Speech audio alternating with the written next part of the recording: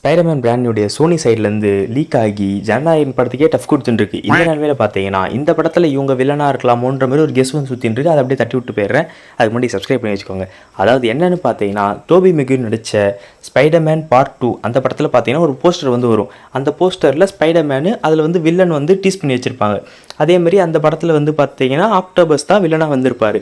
அதேமாரி the amazing Spiderman part 2 போஸ்டர்லையும் same அதே கான்செப்ட் தான். எலக்ட்ரோ வந்து டீஸ் பண்ணி வச்சுருப்பாங்க போஸ்டரில். இப்போ அதுக்கும் இதுக்கும் என்னடா சம்மந்தம் அப்படின்னு கேட்டேன். எதனா கொலாபரேஷன் இருக்கா அப்படின்னு கேட்டால் அதெல்லாம் இல்லை. இதுலேயும் ஒரு போஸ்டர் வந்து இறக்கிருக்காங்க. போஸ்டரில் என்ன வில்லன் ஃபேஸ் தானே இருக்கணும் அப்படின்னு பார்த்தா நம்ம எம்ஜிஆர் ஃபேஸ் இருக்குது.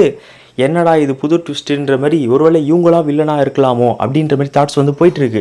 அதுவும் இல்லாமல் இந்த படத்துலேயும் வில்லன் வந்து மூடி மறைச்சி ரகசியமாக தான் வச்சுட்டு இருக்காங்க. இது வரைக்கும் நாம் வந்து சேடி சிங்ஸ் தான் வில்லன் நினச்சிட்டு இருக்க. தப்புன்னு பார்த்தா சேடி சிங்க் வில்லன் இல்லைடா, நான் தான்டா வில்லன்ட்டு இவங்க வந்து எட்டி கொடுப்பாங்களோன்ற மாதிரி ஒரு கான்செப்ட்லேயும் போயிட்டு இருக்குது. அப்போது ஒருவேளை சேடி சிங்க் வந்து ஹீரோயினாக இருப்பாங்களோ?